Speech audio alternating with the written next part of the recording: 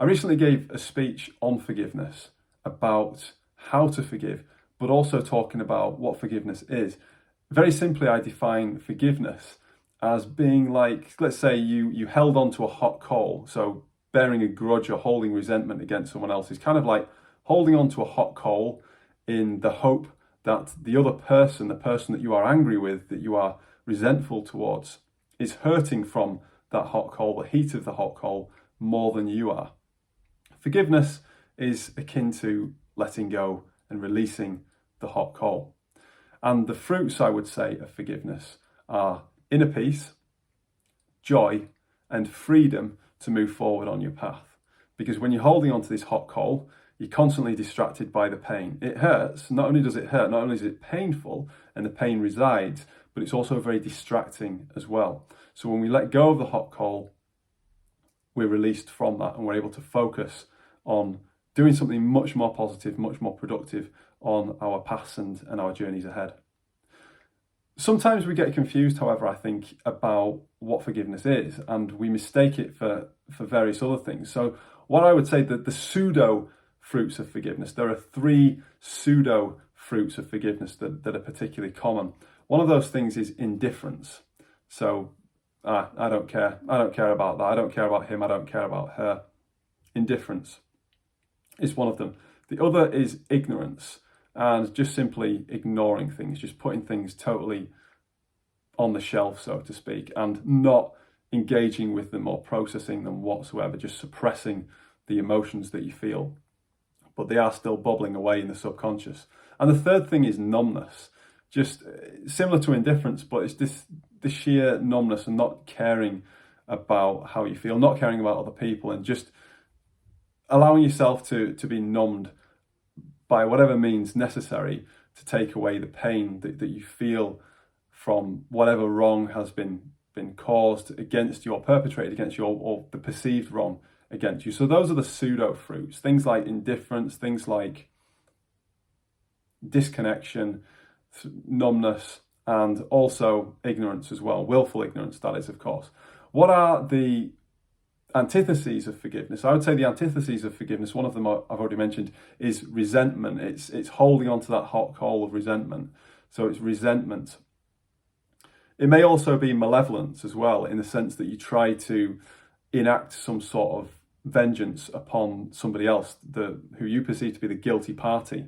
And if you take that far enough, that could also lead to self-destruction as well. So the antitheses of forgiveness, the direct opposites of forgiveness, that is, and not something that you really want to pursue, just simply because the effects of those on you will be self-destructive. Like the analogy of holding onto the hot coal, it's not a good idea to do that. It's not a good idea to hold on to resentment, because if you hold on to it for long enough and hard enough, it's going to lead on to other things that are more damaging, such as malevolence and potentially even self-destruction, even if that self-destruction comes through you willfully seeking to damage somebody else. Now here comes the immortal question: how do you forgive? How do you forgive somebody else? How do you let go of this proverbial hot coal? Some of the ways that I found useful in looking at this start with self. So one of the reasons why I think we do get hurt so much by other people is because we're not necessarily happy with ourselves and our own imperfections. So one of the first things to do is, in starting with forgiveness of ourselves and forgiving ourselves, is to accept our limitations. Accept that we are not perfect. The second thing is to have compassion on ourselves, to be kind to ourselves. It doesn't mean self-pity, but it means just accepting that while we're not perfect, we are going to make mistakes. So it's accepting these realities. And the third thing I would say is learning from our mistakes. So we do a recycling job of sorts, where we think about the mistakes that have been made, we think about the lessons that we have derived from making those mistakes, and we're then able to take those things and move forward on our path.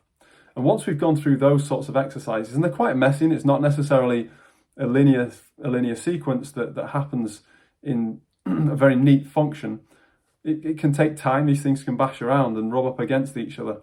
But once we've gone through that process of accepting ourselves and our imperfections and having compassion on ourselves, not demanding something that we can't deliver of ourselves, and then we're able to learn from previous errors, then we can apply this to other people as well. We can accept that actually other people aren't perfect either.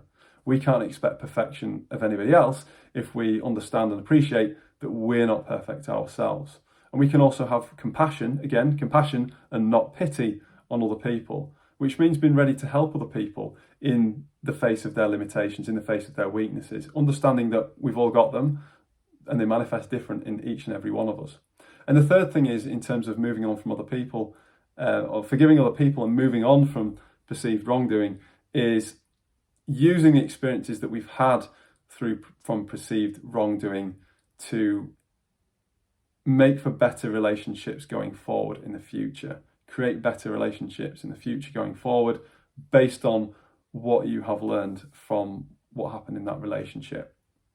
So that's a start. So start with yourself and then apply those things to other people. I also like other ways of looking at this as well. So digestion. Digestion is something that I think is really, really important. What do I mean by digestion? Because usually when we talk about digestion, we're referring to food. I'm referring to the digestion of food inside the body and the metabolizing and things like that, and turning food into energy and the materials for growth, etc.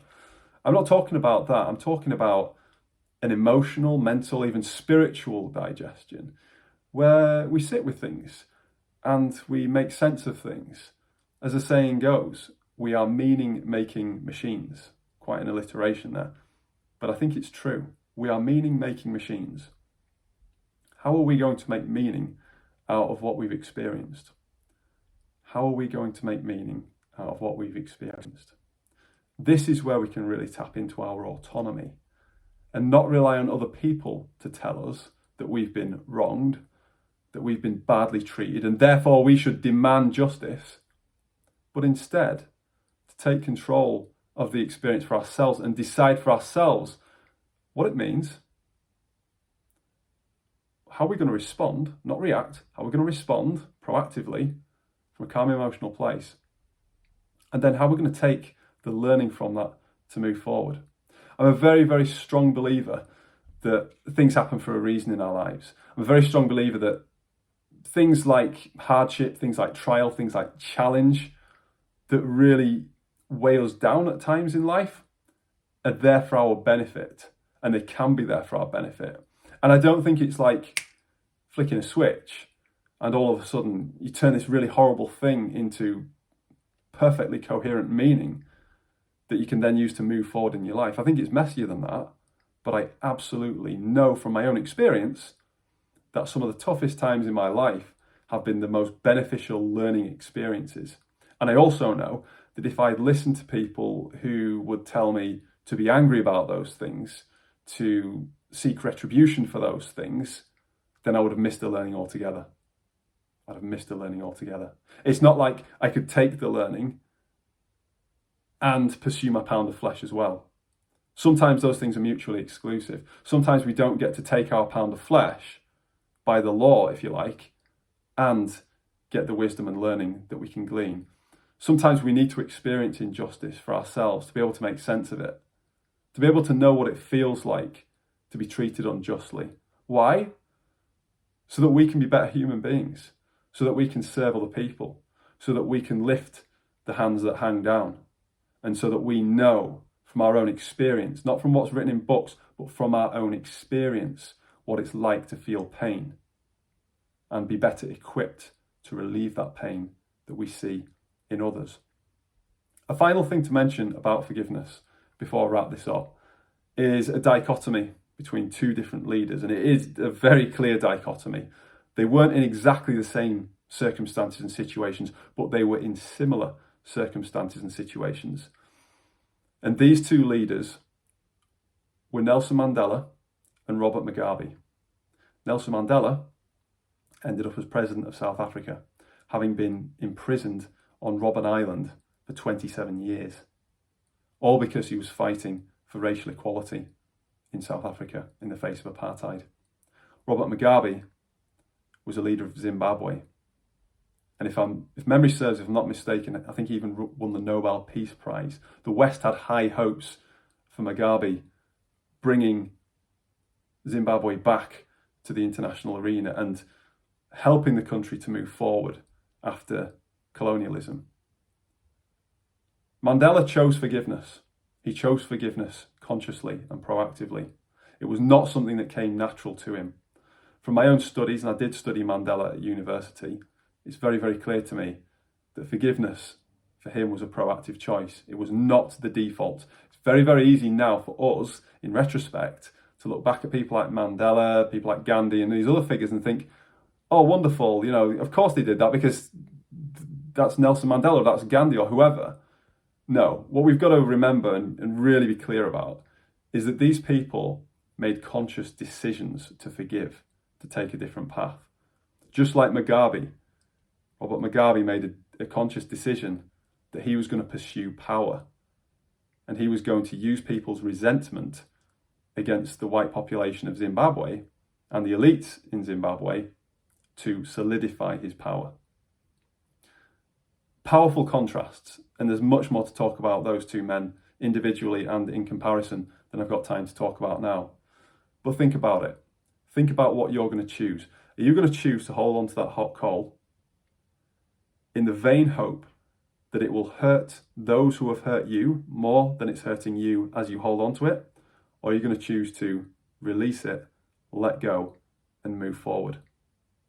Making that decision is the first step towards forgiveness. So if what you've listened to today resonates and you think, yes, I want to do it, but I'm not sure, Tom, make the decision. Do you want to let go of that hot coal? Because if you do, I can promise you from personal experience and from observing the experiences of others, if you do so, you will find inner peace, you will find joy, and you will find emancipation. And I say emancipation because it's being free. It's having the shackles broken of resentment and being able to move forward on your path, learning, creating, contributing. I hope this has been useful. If you think it might be useful to anybody else who's dealing with this particular issue at this time, because I know it's an issue for many and it's something that I've had to work through and I have to work through again and again, because that's life. People are going to upset us. We're going to upset other people. Please do feel free to share with anyone who might find it useful. And I wish you all the best. God bless.